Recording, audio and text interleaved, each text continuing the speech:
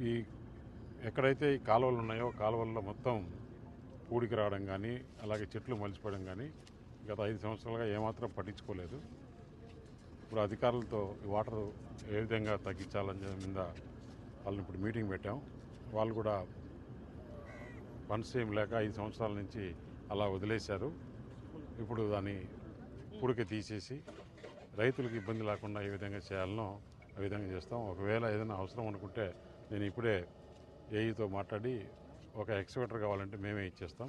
ఎక్కడెక్కడ ఇలాంటి ఇబ్బందులు ఉన్నాయో మొత్తం యుద్ధ ప్రాతిపదికన చేసేయండి అని చెప్పడం జరిగింది. కాకపోతే ప్రభుత్వం ఈ విధంగా వచ్చినప్పుడు రైతులను ఆదుకునేదానికి ఏ విధంగా చేయాలనో అన్ని చర్యలు తీసుకుంటాం. అలా రైతులకు ఎలాంటి ఇబ్బంది లేకుండా కూడా తగు జాగ్రత్తలు తీసుకునేదానికి చూస్తాం. ఇంకా చాలా ప్రాంతాల్లో కూడా ఇబ్బందులు ఉన్నాయి. అవన్నీ కూడా తనిఖీ చేయడం జరుగుతుంది.